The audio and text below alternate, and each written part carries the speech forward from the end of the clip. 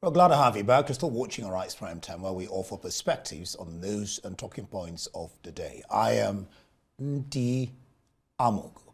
To do a critic of the Bola Tinubu Industrial Roadmap, a rice analyst and Dean of Postgraduate Studies, Professor Adeniyi, joins us on Arise Prime Time. Glad to have you join us. My pleasure. Thanks for having me.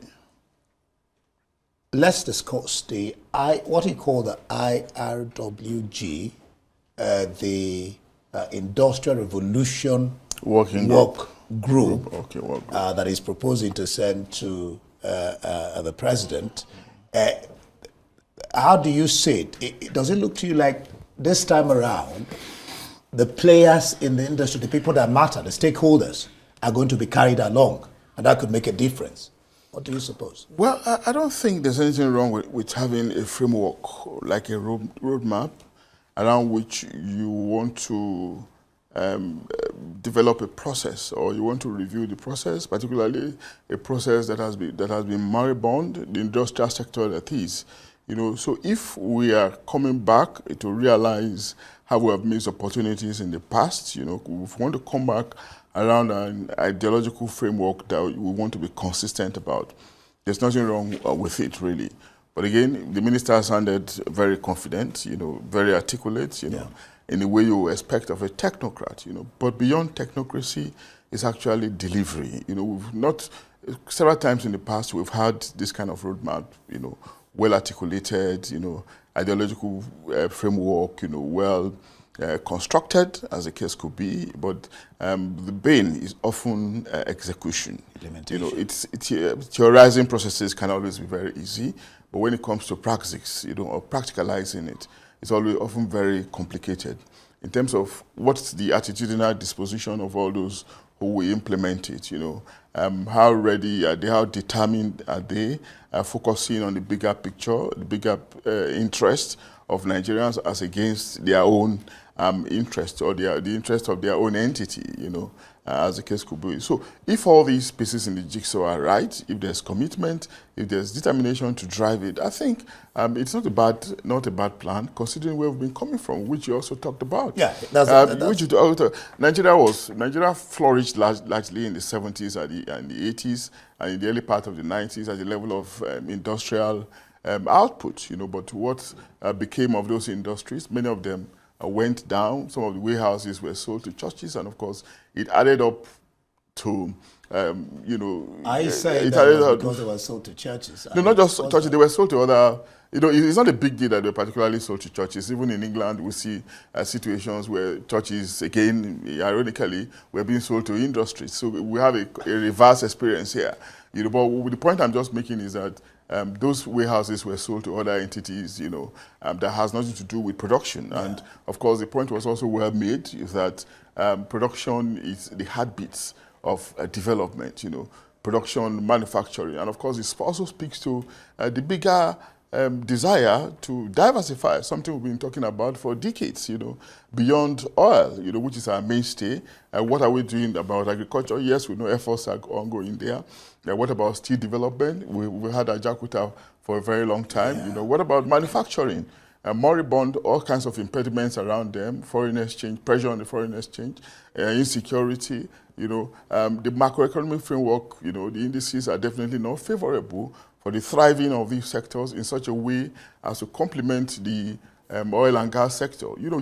So if government is determined through the Minister of Trade for Industry, or through that department, no, through the Ministry of Industry. Through the Ministry of... Because he was talking about distinguishing it from trade. Absolutely. No, if you are determined, of course, what it just adds up to is that let every sector be up and doing. Let every sector put in their best. I remember this famous dictum by Professor Jerry Garner, that whatever you are asked to do it well. If every sector is doing it well as a unit, then it will add up, and become to the whole and grow the whole, as the case could be. He did talk about the fact that he's been very careful of what to say, because in the past it's been talk. So I mean, what you mentioned. That's right. Yeah. And so he's been very. But he talked about clusters. When I raised up the issue of Lagos, he talks about clusters of industries, industrial zones. Industrial zones, yes. What do you make of that? Yeah, I agree with him So absolutely. But let me can have say, a spread. the very first person that I had talked about those clusters is actually Professor Pat Utomi. Okay. He was talking about the need for Nigeria to have industrial clusters in all these zones, you call it now, region of the country, the 6 geopolitical zones. Let's have clusters there, so that they can become, employers of labor. They can be economic activity, and once more, if it adds up to what the other sector is doing, what the other cluster is doing, it will just become like a synergy. All the necessary multipliers will be triggered. Time was when we had booming industries in Kadu. I remember the Kakuru industrial layout. I remember Lukweju industrial layout, the Nugu industrial layout as well. And he rightly mentioned Port Harcourt. So what has happened to all these layouts, industries? And it just adds up to the bigger problem we've been talking about. We can have a master plan, excellent as it might be, if the will is not there to implement, to deliver, of course, we will fail. And what is actually making us fail is one of attitude, the kind of disposition to nationhood and to nation building.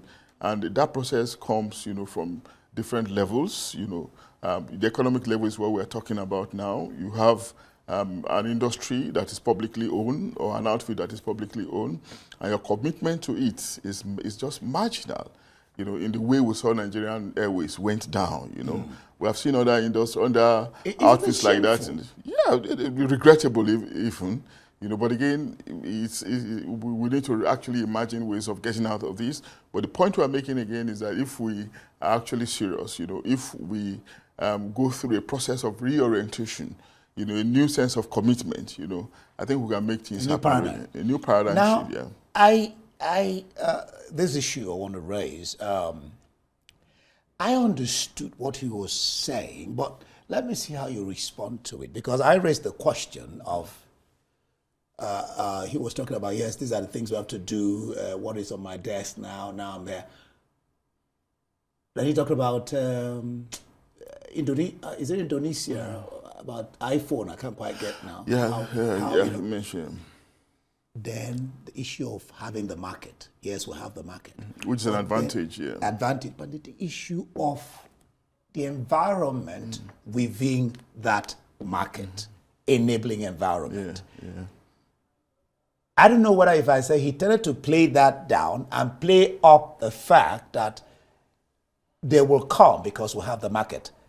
How do you see that? Because even if you have the market, and the enabling environment is not there. Yeah, but we also have some investors that are risk takers. Of course, he mentioned investment is actually about risk taking. He talked about Toyota. We're not advertising them here, but that's right. But again, it's still a worthy risk that any serious investor can take. We have billionaires in this country, people who made their money only through business activities in this country, irrespective of the environment that we have.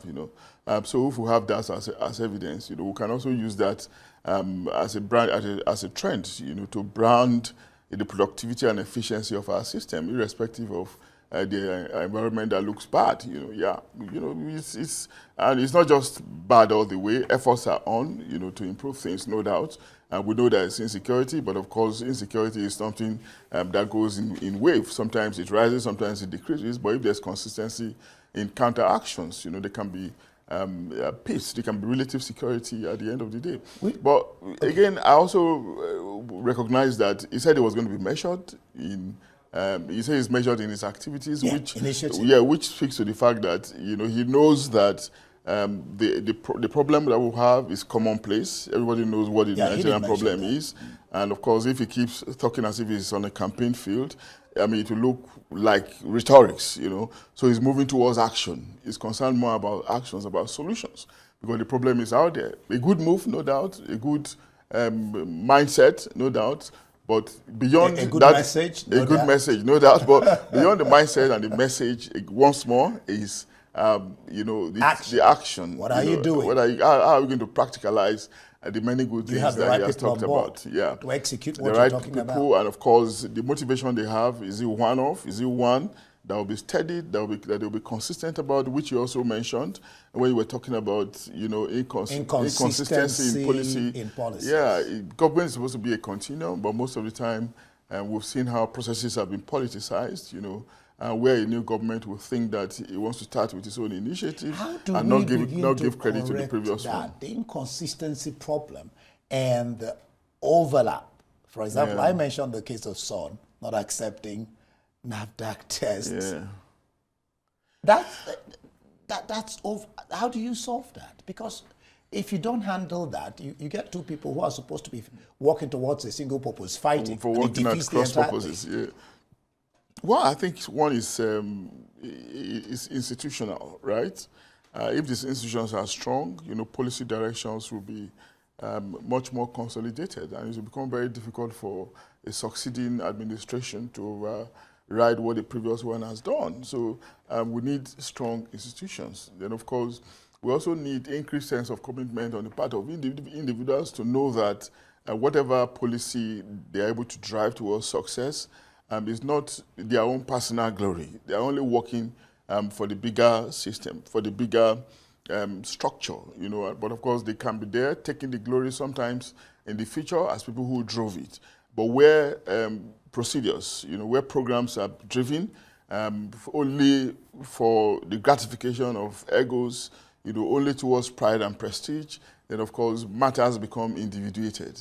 It becomes individualized, and it's overall, in the long term, it's unhelpful to the bigger system. Frankly, I felt bad and a little bit, I don't know whether to use the word surprised, disappointed, when I think of how big we are, where we're supposed to be, and you have South Africa leading in terms of Africa's most industrialized nations. Only two West African countries. One is Nigeria, but we're 8. And in Egypt, it says that behind Morocco and South Africa, they've established 10,000 new factories, wherein in Nigeria, factories are vamoosing. Very unfortunate. It's a shame, but it's not something that we should also deride the country about, that we can also use. No, we're not deriding, but I mean, we're looking at practical solutions. For example, if you're advising him concerning these things now, for example, the textile, we just have about 40. I mean, out of what I talked about, from 500 million to 60 million, and then it's horrible. They already set up the group that you mentioned. That group is supposed to also get all these people on board. help them, create ideas. And then buy in. The ideas will be there. We are not bereft of ideas in this country. We've got the expertise.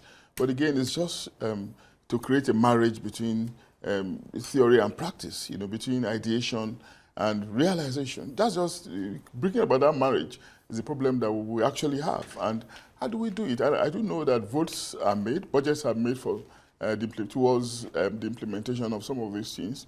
But what happens to the budget at the end of the day? I was listening to a commentator the other day on the national television, somebody who should know. He said the bulk of public budgeting, public expenditure process in this country goes to corruption. Maybe 80%, only 20% of it is used goes towards implementation. So this attitudinal reorientation is fundamental and if we get it right, through leadership commitment, and commitment can also be demonstrated through, leading by example, showing that it shouldn't be business as usual anymore.